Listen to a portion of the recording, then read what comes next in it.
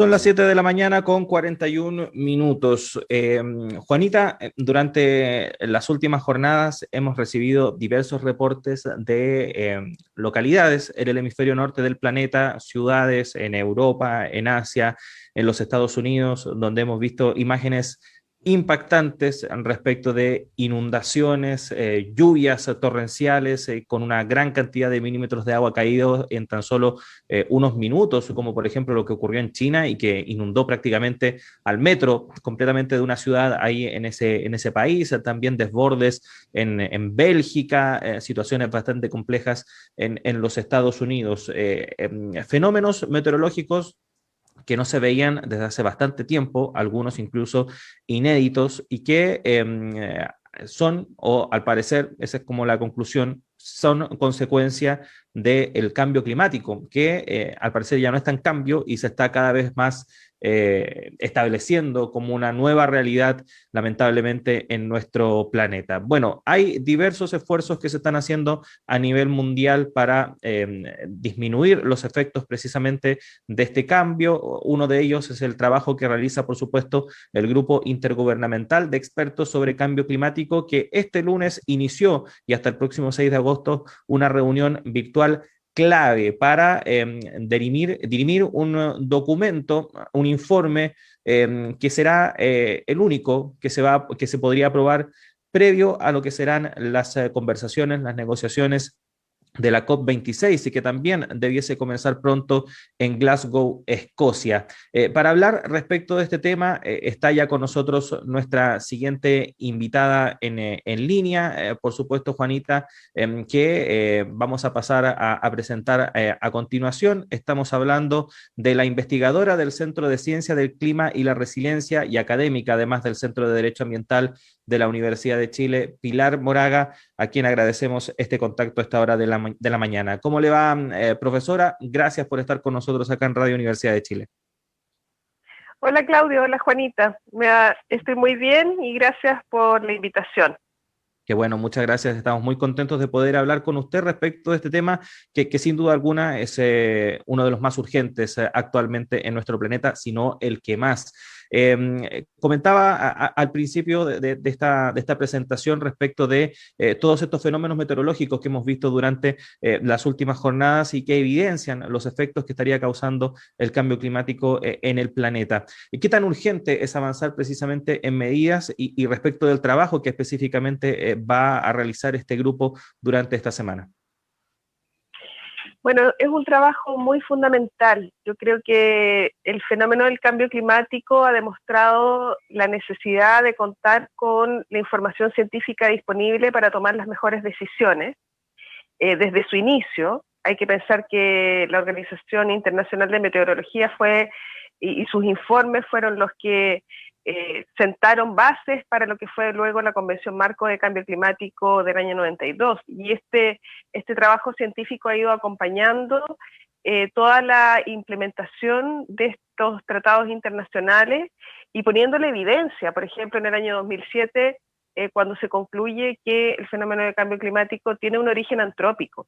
Así de relevante es. O en el año 2018, cuando el informe del 1,5 grados nos dice que no nos podemos permitir llegar a un aumento de la temperatura global de 2 grados Celsius, como lo planteaba el Acuerdo de París, sino que hay que hacer todos los esfuerzos para quedarse en 1,5. Este informe, el que se está ahora, bueno, ustedes ya lo mencionaron, esta semana se está discutiendo en el panel, se está aprobando lo que es el resumen para tomadores de decisión, que es muy relevante porque si bien lo que hacen el panel intergubernamental de expertos es recoger la evidencia científica disponible, lo que también hacen es ponerla a disposición y en el lenguaje necesario para que esta información, estos conocimientos sean utilizados por los tomadores de decisión, de manera a reducir los gases de efecto invernadero de la mejor manera posible en el campo de la mitigación y también adoptar las medidas necesarias para adaptarnos a esta nueva realidad, como usted bien lo mencionó recién. Pilar, uno ha escuchado muchas veces que efectivamente los científicos tienen antecedentes, hacen informes, se los entregan a quienes tienen la capacidad de decisión, pero cuando llega el momento de tomar efectivamente decisiones, quienes mandan en el mundo están pensando también en los intereses económicos, ¿no es cierto? Y en otro tipo de intereses. ¿Qué tan factible es que en este tipo de informes haya una respuesta efectiva de parte de quienes gobiernan el planeta? Sí, ese es un asunto complejo. O sea, creo que en 2018 quedó en evidencia, a propósito del reporte del 1,5 grados que recién mencioné, las dificultades porque este informe se entregó durante la COP24 en Polonia, y ahí quedó en evidencia las dificultades que tuvieron los negociadores para acoger el informe y sus conclusiones. Efectivamente, existen intereses económicos en esto, y yo no hablaría de costo económico, porque el costo económico de quedarnos como estamos y no hacer los cambios necesarios puede ser muchísimo mayor que el seguir las recomendaciones de la ciencia. No sé si me explico bien. Sí. Ahora, otra cosa es que existan intereses económicos que no quieren hacer los cambios, porque se van a ver en sus sectores perjudicados. Entonces, creo que estamos acá en un momento crucial en que los intereses y colectivos de la sociedad, de la naturaleza, del planeta, deben ponerse en prioridad. Y esa prioridad efectivamente la deben adoptar los tomadores de decisión, los gobiernos y las más altas jerarquías de los gobiernos, entendiendo que de no hacerlo se expone a la población, se expone a los territorios y se expone la calidad de vida de las personas. Profesora, usted menciona la importancia de avanzar en recursos en términos de modificar esta actual situación, pero, por ejemplo, vemos algunos datos que entregó la Agencia Internacional de Energía hace tan solo unos días y que entrega algunas conclusiones que pueden ser preocupantes. Estamos hablando de que de los 16 billones de dólares que gastó o que se ha gastado en el mundo en ayuda a propósito de los paquetes de recuperación por la crisis causada por el COVID, solo el 2% de este apoyo fiscal se ha destinado a las transiciones hacia la energía limpia, y es algo que hemos visto incluso acá en Chile, donde hasta antes de la pandemia podíamos ver que el tema medioambiental era uno de los focos más importantes de esta administración, o por lo menos así lo quería dar a entender. Sabemos que hay bastantes críticas respecto del actuar de este gobierno en específico en materia medioambiental, sobre todo por lo que pasó con la firma del acuerdo de Escazú,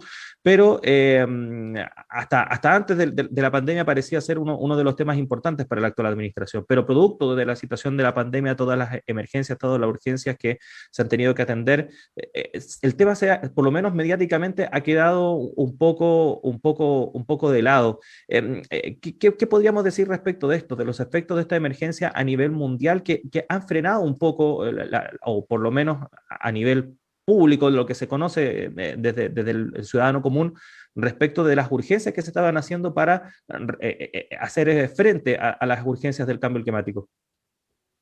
Yo creo que si esa pregunta la enmarcamos en la realidad chilena, esto lo podemos explicar, yo creo, por una falta de visión de principalmente quienes están tomando las decisiones económicas. Pensemos en el Ministerio de Hacienda, Ministerio de Economía, incluso en el Congreso muchas veces.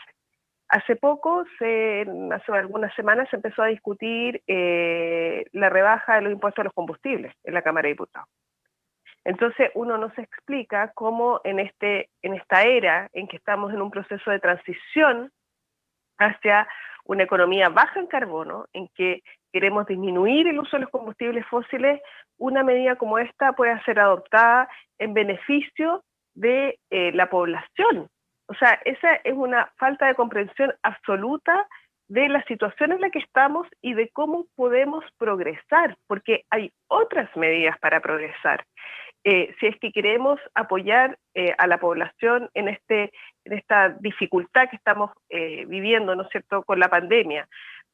Incluso la pandemia puede significar una oportunidad para justamente cambiar los modos de vida que tenemos que hacer sí o sí en lo que es transportes limpios, ya sea electromovilidad, bicicleta, nuevos diseños urbanos, etcétera. Entonces, yo creo que en ese sentido no podemos decir que la urgencia de la pandemia justifica el que nosotros dejemos de lado las prioridades ambientales.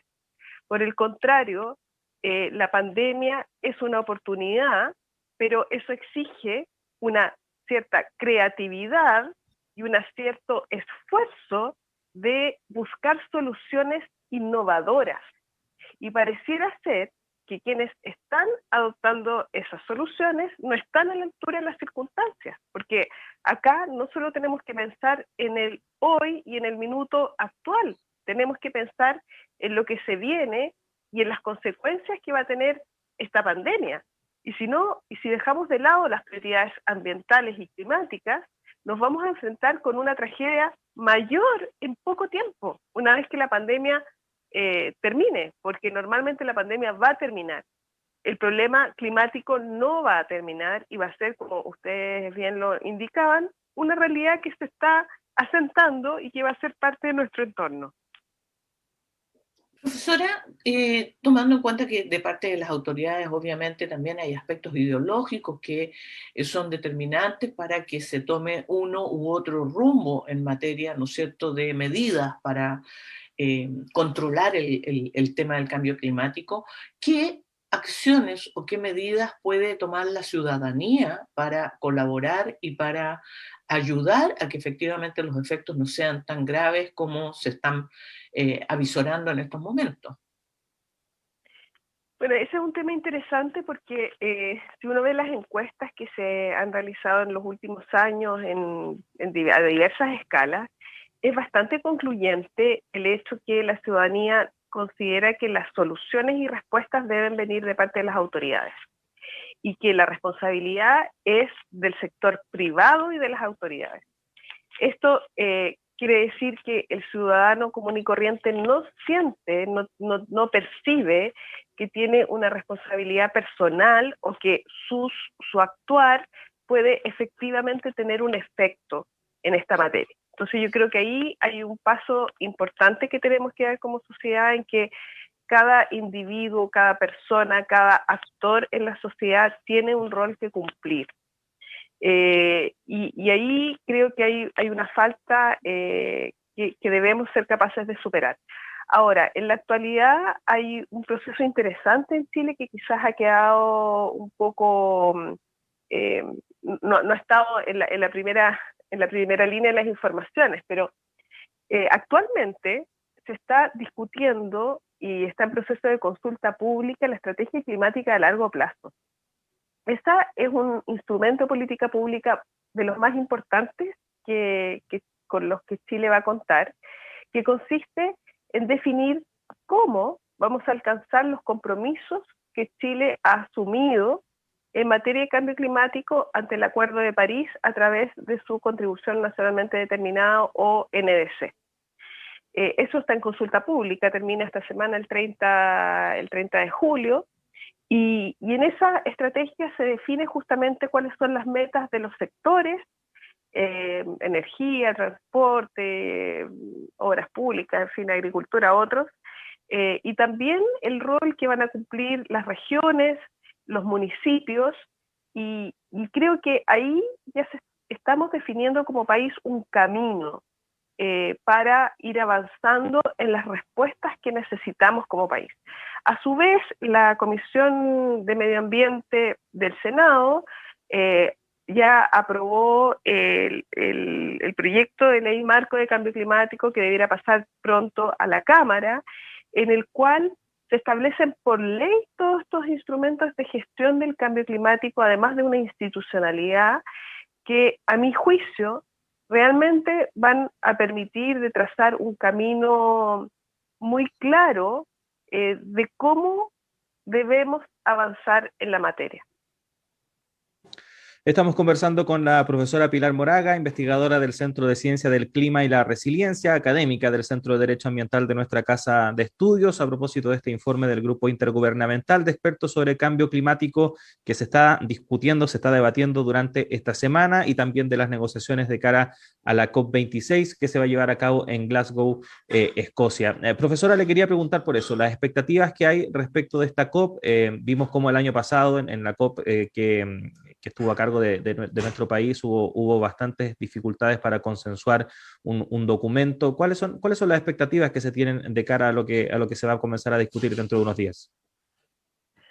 Bueno, creo, o sea, por un lado, dados los lamentables fenómenos que han ocurrido últimamente, las inundaciones que hemos visto, que ustedes también estaban mencionando, creo que eso también nos ha llamado a una toma de conciencia mayor sobre lo que está sucediendo, y la presidencia de la COP26 en ese sentido ha sido muy sensible y ha llamado a los estados a hacer los esfuerzos para lograr el objetivo del Acuerdo de París de no superar el aumento de la temperatura global en 1,5 grados. Es un tema sensible. Hay países como China o India que consideran muy difícil alcanzar esta meta. Sabemos que el otro umbral esperable es el de los 2 grados Celsius, pero que ya el panel intergubernamental de expertos ya mencionó cuáles son los efectos o la diferencia de los efectos entre 1,5 y 2 grados de aumento de la temperatura global. Entonces yo creo que el desafío mayor va a ser consensuar y llegar a un acuerdo concluyente en cuanto a este objetivo de no superar el 1,5 grados del aumento de la temperatura global, y luego que los países puedan adoptar las medidas para que eso suceda. Sabemos que el 2023 va a haber el primer balance global que nos va a permitir saber en qué situación estamos, puesto que los compromisos, si sumamos todos los compromisos de los países del año 2015, cuando se suscribe el Acuerdo de París, estamos superando los 4 grados de aumento de la temperatura global, con esos compromisos del 2015. Entonces tenemos que saber qué es lo que ha pasado en estos años, en las medidas concretas que los países han implementado y cómo se proyectan esos compromisos en relación a este objetivo. Dadas las dificultades que hubo justamente en la COP25, esta COP26 va a tener nuevamente, me imagino, dificultades similares. ¿Cuáles son las diferencias que hay? Usted mencionaba, ya se sabe cuáles son los efectos entre el 1,5 y el 2. ¿Podríamos mencionar algunos de los efectos que hay entre un aumento de la temperatura a 1,5 y un aumento a 2 grados de temperatura?